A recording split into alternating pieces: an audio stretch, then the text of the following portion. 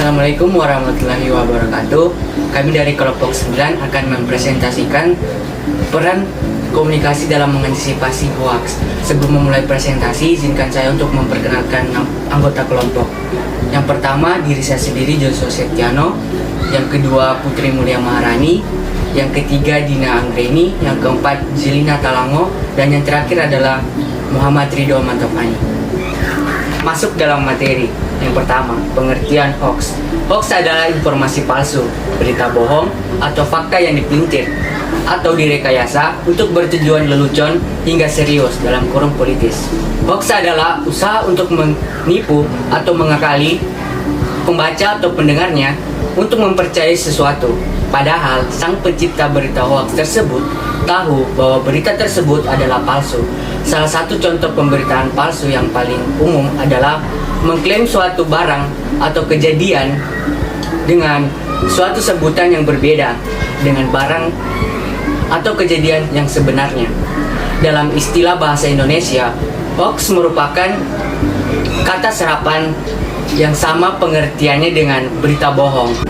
Definisi lain menyatakan, hoax adalah suatu tipuan yang digunakan untuk mempercayai suatu yang salah, yang seringkali tidak masuk akal, yang melalui media online. Saat ini, penyebaran informasi atau berita bohong makin marak. Survei Master dalam 2017 mengungkapkan bahwa masyarakat menerima hoax setiap hari lebih dari 1 kali. Saluran yang paling banyak digunakan untuk penyebaran hoax adalah media sosial. Fenomena hoax di Indonesia menimbulkan keraguan terhadap informasi yang diterima dan membingungkan masyarakat. Hal ini dimanfaatkan pihak yang tidak bertanggung jawab untuk menanamkan fitnah atau berita bohong serta kebencian di dalam masyarakat. Tujuan hoax. Hoax bertujuan untuk membuat opini, menggiring opini publik, dan membentuk persepsi manusia. Tujuan penyebaran hoax beragam, tapi pada umumnya hoax disebarkan sebagai bahan lelucon atau sekedar iseng, menjatuhkan pesaing atau black campaign, dan promosi dengan penipuan.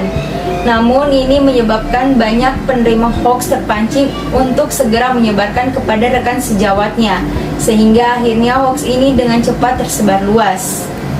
Tujuan jelasnya untuk menipu atau mengakali pembaca maupun pendengarnya dengan memberikan informasi agar dipercayai, mengecoh perhatian dan mendoktrin para pembaca. Biasanya berita hoax cenderung terdapat di dunia maya, terutama terdapat pada situs atau website yang mengatasnamakan media-media pemberitaan. Pesatnya perkembangan media online saat ini ditambah lagi minim dan lemahnya pengawasan dari pihak pemerintah yang berkompeten membuat pemberitaan hoax di dunia maya makin terus merajalela. Mengapa? Karena tidak ada tindakan.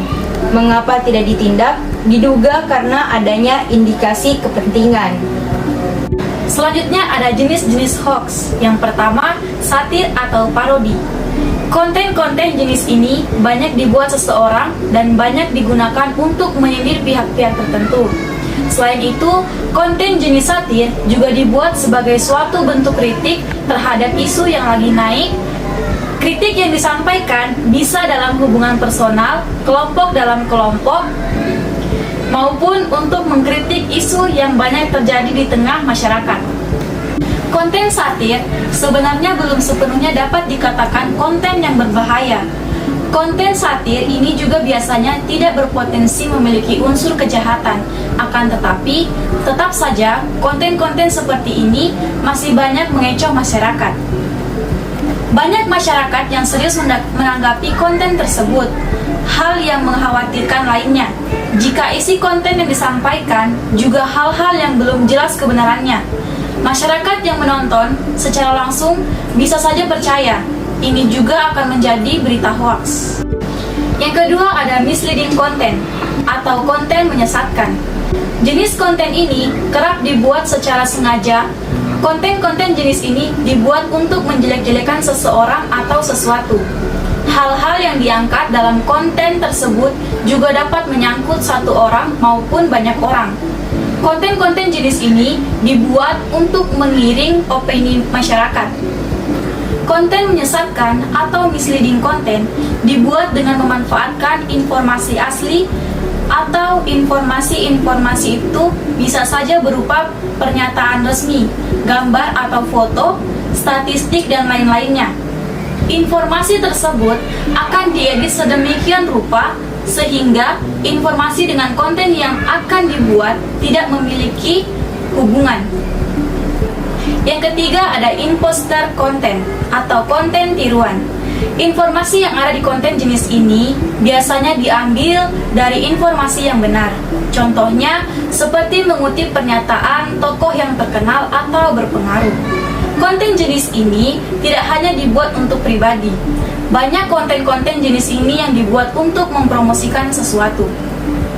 Konten ini dibuat untuk menipu melalui konten serupa dengan aslinya. Para penipu akan membuat konten yang mirip. Contohnya seperti layanan suatu aplikasi. Banyak orang yang mengatasnamakan sebuah aplikasi untuk menipu, mengikuti format penulisan hingga sapaan.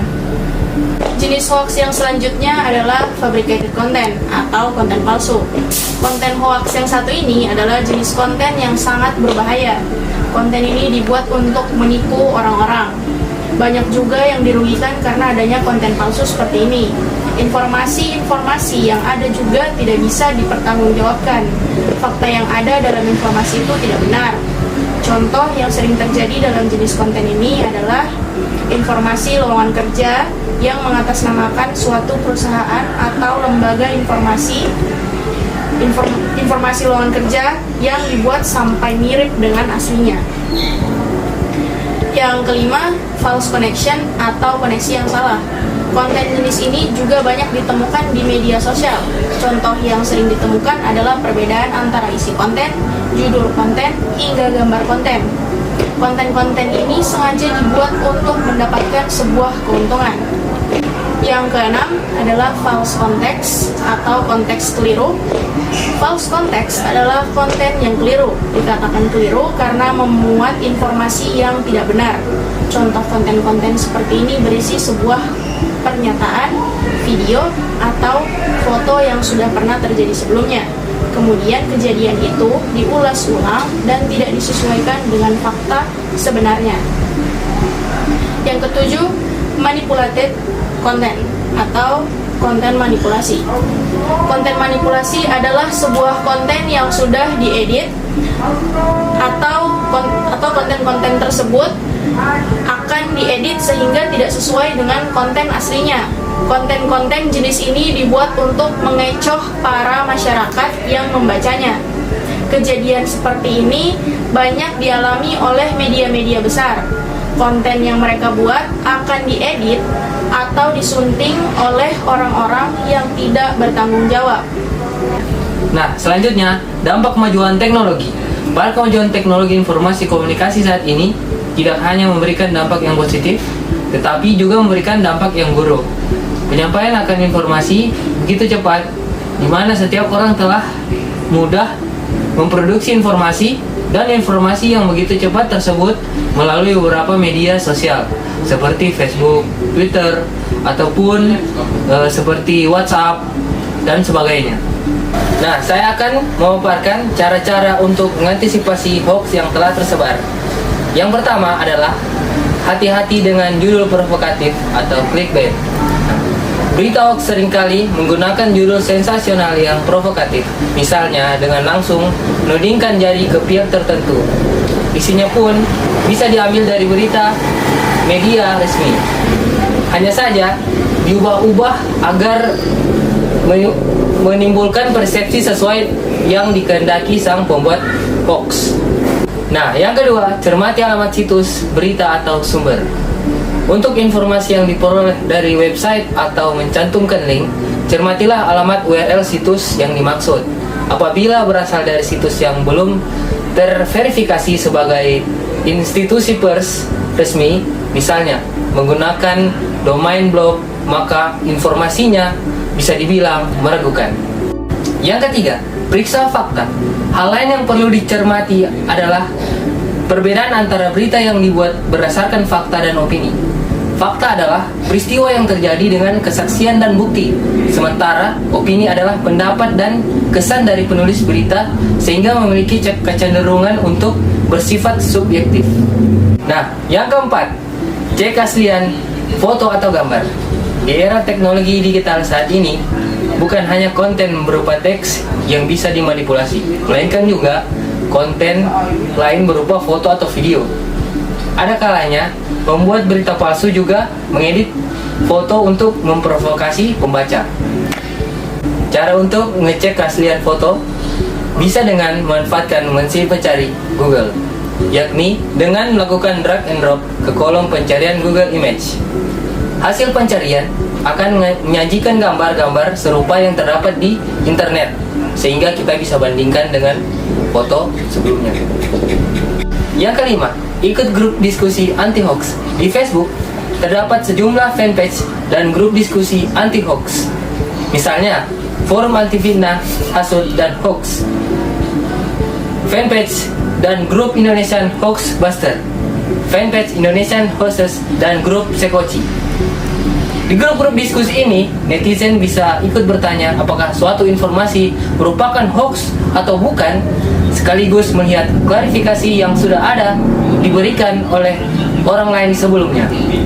Semua anggota bisa ikut berkomunikasi sehingga grup berfungsi layaknya crowdsourcing yang memanfaatkan tenaga banyak orang. Nah, demikianlah presentasi dari kelompok kami. Mungkin itu saja yang bisa dapat kami sampaikan. Lebih dan kurangnya mohon maaf. Kami pamit undur diri. Assalamualaikum warahmatullahi wabarakatuh.